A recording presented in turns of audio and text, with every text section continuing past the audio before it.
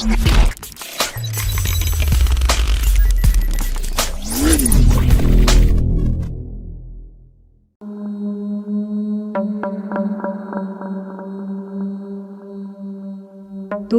2013 में आई एक movie the Conjuring तो आप लोगों ने देखी होगी। इस मूवी की एक बहुत ही खास बात थी, ये दूसरी मूवीज से बहुत ज़्यादा अलग थी क्योंकि ये मूवी हकीकत पर बनी हुई थी। इस मूवी की सबसे अजीब और डरावनी चीज़ थी ये डॉल जिसका नाम था एनाबेला। मूवी में आपको ये डॉल ऐसी दिखती होगी पर असल में एनाबेला ऐसी दिखती है। इस मूवी को बहुत ज्यादा इंटरेस्टिंग बनाने के लिए ये डॉल को इसके डायरेक्टर ने रीडिजाइन करवाया था। असल में ये डॉल दूसरी डॉल्स की तरह सिंपल दिखती है। ये डॉल आज भी अमेरिका के एक म्यूजियम में मौजूद है।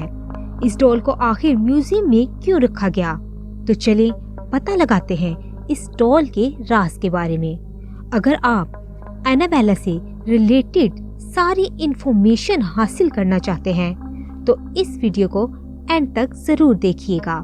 सो let's explore the true story of the Annabelle doll. अस्सलाम वालेकुम दोस्तों, मैं हूं Arisha. Welcome to Arisha TV. तो इस कहानी की शुरुआत होती है 1970 में। एक लड़की थी जिसका नाम था डोना। उस लड़की की माँ ने उसके बर्थडे पर एक गिफ्ट दिया जो कि एक डॉल थी। डोना वैसे तो एज में काफ़ी बड़ी थी पर उसे बचपन से ही डॉल्स के साथ बहुत लगाव था, इसलिए वो अब तक इन डॉल्स के साथ खेलती थी। डोना उस वक्त मेडिकल की स्टूडेंट थी और एक अपार्टमेंट में रेंट पर रहती थी। उसके साथ उसकी एक फ्रेंड भी रहती थी जिसका नाम एंजी था। जब डोना की माँ ने उसे एक डॉल गिफ्ट की तो वो बहुत खुश हुई और जाकर उस डॉल को अपने बेड पर रख दिया। ऐसे ही कुछ दिन गुजर गए। डोना उस डॉल को अपने बेड पर ही रखती थी पर एक दो दफा डोना और उसकी फ्रेंड ने नोटिस किया कि डॉल अपनी जगह से खुद ही मूव होती है। फिर ऐसा रोज होने लग पड़ा। जब वो दोनों कॉलेज से घर आती तब उस डॉल की पोजीशन चेंज हुई होती थी। एक दिन वो डॉल को रूम के बेड पर रख कर गई और वापस आने पर उन्होंने देखा कि वो डॉल हॉल के सोफे पर पड़ी है और धीरे धीरे ये वाकयात बढ़ते चले गए। ये दोनों ये नहीं जानती थी कि आगे इनके साथ क्या होने वाला है। एक दिन वो दोनों कॉलेज से घर आई तो तब उन्होंने देखा कि उनके रूम में काफी सारे पेपर हैं जिन पर लिखा हुआ है हेल्प। अक्सर इन दोनों को अपने रूम में पेपर मिलते पर इन दोनों ने ये बात को इग्नोर कर दिया। वो समझ रही थी ये उनकी किसी दोस्त का काम है जो उनको डरा रही है या फिर उनके साथ मजाक कर रही है। और उनके चले जाने के बाद वो चुपके से इनके घर आती है और ये सब लिख कर चली जाती है। उन्होंने ये सब भी इग्नोर कर दिया। पर एक दिन इन दोनों के साथ कुछ बहुत ही अजीब हुआ जिससे ये दोनों बहुत ज्यादा डर गईं। एक दिन जब वो दोनों घर आई उन्होंने देखा डॉल रो रही है और उसकी आंखों से खून के आंसू निकल रहे हैं। इस बात से वो दोनों बहुत घबरा गईं और उन दोनों ने पैरानॉर्मल एक्सपर्ट को बुला लिया। उस एक्सपर्ट ने डॉल को चेक करके बताया इस डॉल में एक मरी हुई लड़की की रूह रहती है जिसका नाम है एनाबेला हिगिंस। जब उस एक्सपर्ट ने इस डॉल से मजीद बात करने की कोशिश की तो पता चला कि वो लड़की कई सालों पहले इस जगह ही रहती थी जिस जगह पर अब ये दोनों लड़कियां रह रही हैं। उसने ये भी बताया कि उसकी मौत सिर्फ 7 साल की उम्र में हो गई थी। आगे उस डॉल ने कहा कि वो खुद को इन दोनों लड़कियों के साथ बहुत सेफ फील करती है। क्या वो इन दोनों लड़कियों के साथ रह सकती है? वो दोनों लड़कियां मेडिकल की स्टूडेंट थीं और लोगों का भला करना उनका काम था। उन लड़कियों ने उस डॉल पर तरस खाकर अपने साथ रख लिया। कुछ दिनों बाद उन दोनों लड़कियों का एक दोस्त उनके साथ रहने आ गया जिसका नाम लो था और वो एक दूसरे कमरे में रहने लग पड़ा। इस फ्रेंड को ये डॉल बहुत ही अजीब लगी। उसको हमेशा ये लगता था इस डॉल में कोई ना कोई गड़बड़ है। इसने इन दोनों से कहा ये डॉल को दूर फेंक आओ, इसमें कुछ अजीब है। पर डोना ने कहा ये डॉल किसी को कभी नुकसान नहीं पहुंचाएगी, ये बस प्यार चाहती है। डोना ये नहीं जानती थी कि लो की बात ना मानकर वो कितनी बड़ी भूल करने जा रही है।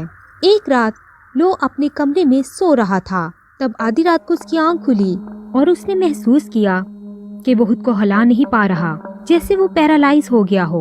वो बहुत घबरा गया था। तभी ही उसे एक बच्चे की हंसी की आवाज सुनाई दी। जब उसने दूसरी तरफ देखा तो एनाबेला डॉल उसकी तरफ ही बढ़ती आ रही थी और लो अपने जिस्म को हिला नहीं पा रहा था। ये डॉल उसके पास आकर रुक गई और उसे घूरने लग पड़ी और फिर इसने महसूस किया कि डॉल उसका गला दबा रही है। थोड़ी देर बाद ये बेहोश हो गया। अगले दिन जब इसको होश आया तो ये काफी डरा हुआ था और समझ नहीं पा रहा था कि रात को जो वाकया इसके साथ पेश आया वो सच था या फिर उसने कोई ख्वाब देखा था। ऐसे ही एक दिन एंजी और लो घर पर अकेले थे। तब उन दोनों को उनके कमरे से एक अजीब आवाज सुनाई दी। उनको लगा कि कोई चोर घर में घुस आया है, पर जब लो ने रूम में जाकर देखा तो वहाँ कोई नहीं था, पर थोड़ी ही दूर फर्श पर वही डॉल पड़ी हुई थी।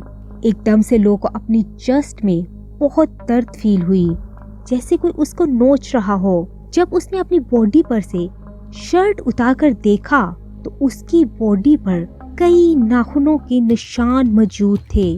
धीरे धीरे इनके घर में ऐसी हरकतें बढ़ती जा रही थीं। आसपास के लोगों को भी इनके घर कुछ अजीब फील होने लग पड़ा था।